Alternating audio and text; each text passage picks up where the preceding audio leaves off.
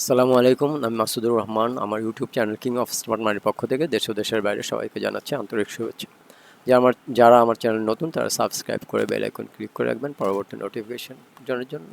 আর যারা আমার চ্যানেলে আছেন তারা লাইক কমেন্ট শেয়ার করে পাশে থাকবেন। তো চলুন যাওয়া যাক, আগামী দিন মার্কেট কীরকম মুভ দিতে পারে আমরা একটু দেখে আসি। আজকেও প্রায় 100 পয়েন্টের উপরে মার্কেট ডাউন করেছে। এখন আমাদের ডেইলি সাপোর্টের ঠিক নিচেই মার্কেটটা ক্লোজ দিয়েছে।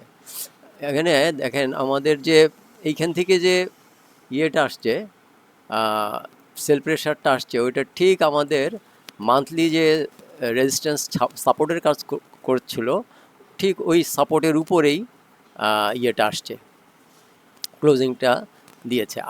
আবার 2 দিন এখানে একটু ইয়ে করে ঠিক আজকে আমাদের আবার ডেইলি সাপোর্টের উপরে ক্লোজিংটা দিয়েছে, ডেইলি সাপোর্টের ঠিক নিচে।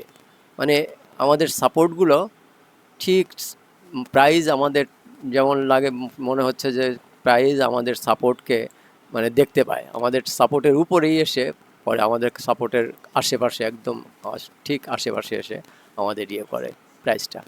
আচ্ছা, এই আমার মান্থলি উইকলি অ্যানালাইসিসে আমি একটা রেঞ্জ দিয়েছিলাম, সেটা হচ্ছে এই রেঞ্জটা। এখন মোটামুটি এই রেঞ্জের শেষ সীমানায় চলে আসছে। এখন আগামী দিন কি এটা আবার নিচে যায় না কি এখান থেকেই বাউন্স করে, সেটাই হচ্ছে দেখার ব্যাপার। তবে আমরা যারা এর নিচে মানে ইয়েতে ছিলাম, এসএলটা দিয়েছিলাম, আমরা এখানে পজিশন নিয়েছিলাম এবং এসএল ছিল আমাদের ডেইলি সাপোর্টের নিচে। তো আজকে অবশ্য ডেইলি সাপোর্টের নিচেই ক্লোজিংটা দিয়েছে। তো আমরা এখন আগামীকাল যদি আমরা একটু 15 মিনিট চার্টে চলে যাই, আগামীকাল যদি এই যে আমাদের আজকের যে লো, এই আজকের লোকে যদি ক্রস ব্রেকডাউন করে 15 মিনিটের কোনো ক্যান্ডেল, হ্যাঁ, এবং এখানে যদি সাস্টেন করে দুই একটা কিছু সময়, তাহলে কিন্তু আমাদের ইয়ে করতে হবে, আমাদের পজিশন থেকে বেরিয়ে যেতে হবে আর কি। আচ্ছা, তো আমরা মানে আজকে যে লো ছিল, এই লোটা নিচে, আজকের লোয়ের নিচে যদি কালকে ট্রেড করা শুরু করে দেয়, তখন আমরা স্কোয়ার আপ করবো বাজার থেকে। আচ্ছা, আর আর এই লোকে যদি না কাটে তাহলে তো আমাদের এই পজিশন এখনও পজিশন যেভাবে আছে ওইভাবেই থাকবে। তো কালকে একটা ভাইটাল কালকে আমার অবশ্য মান্থলির উইকলি যে রেঞ্জ, ওই রেঞ্জটাও ব্রেক করতে পারে কালকে, আবার এখান থেকে উঠতেও পারে, কারণ এই রেঞ্জটাই আমি দিয়েছিলাম। ঠিক রেঞ্জের ভিতর, রেঞ্জের শেষ প্রান্ত এসে পৌঁছাইছে। এখন এখান থেকে আবার সে একদিন আছে, তো কালকে একদিন আছে। তো কালকের দিনটা হয়তো বা আবার এখান থেকে উঠে এই সমস্ত জায়গায় ক্লোজিংটা দিতে পারে। দেখা যাক কি হয়। এখন তো ঠিক বোঝা যাচ্ছে না। আজকের ক্যান্ডেলটা অবশ্য খুব একটা ভালো সেরকম মনে হচ্ছে না যে কালকে আবার উঠতে পারে। তবে একটানা কয়দিন পড়লো, 1 2 3 4 5 দিন আমরা রেড ক্যান্ডেলই দেখেছি। 5 দিন যেহেতু রেড ক্যান্ডেল দেখেছি, কালকে একটা গ্রিন ক্যান্ডেল দেখার সম্ভাবনা থাকতে পারে আর কি। H1 চার্টে চলে যাই।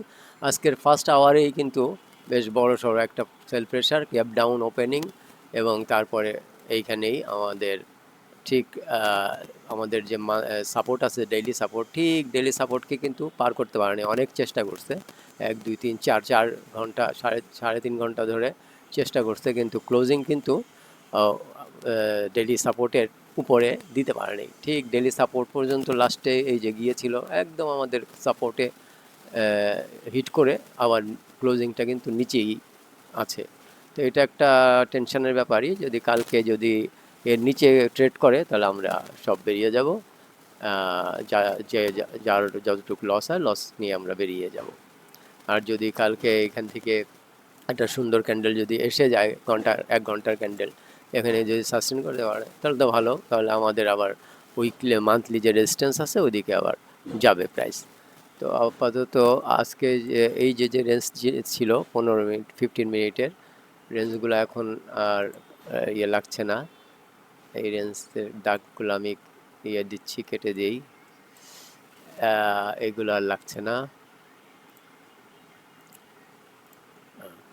আগামীকাল যদি 15 মিনিটের একটা ভালো ক্যান্ডেল আমাদের যদি এই যে ডেইলি সাপোর্টের উপরে যদি ক্লোজিং দেয়, এখানে যদি কিছুক্ষণ সে টিকতে পারে, তাহলে আমাদের ইসের মধ্যে ইসে যাবে আর কি, মান্থলি রেজিস্ট্যান্সের দিকে আস্তে আস্তে যাবে। আর যদি নিচে যায় তাহলে তো আরও নিচে আমাদের উইকলি সাপোর্ট আছে, উইকলি সাপোর্টের দিকে আবার যেতে থাকবে আর কি। মোটামুটি এইখানে আমাদের একটা এর নিচে যদি নামে তাহলে এইখানে আমাদের একটা ডিমান্ড জোন আছে, ঠিক এই ডিমান্ড জোনের উপরেই সে ইয়ে করবে, ওই পর্যন্ত চলে যাওয়ার সম্ভাবনা আছে। ডিমান্ড জোনটা আমি একটু কালারটা ইয়ে করে দিই। এটা হচ্ছে আমাদের ডিমান্ড জোন, এখানে আমাদের উপরে আছে সাপ্লাই জোন। তো দেখা যাক আগামী দিন কি অবস্থা হয়। তবে এখান দিয়ে আগামী দিন একটা ডোজি ক্রিয়েট হওয়ার খুবই সম্ভাবনা আছে। ডোজি মানে আগামী দিন হয়তো বা এখান থেকে কিছুটা নেমে আবার এখান থেকে উঠে একটা ডোজি ক্যান্ডেলের মতো হওয়ার সম্ভাবনা আছে, দেখা যাক কি হয়।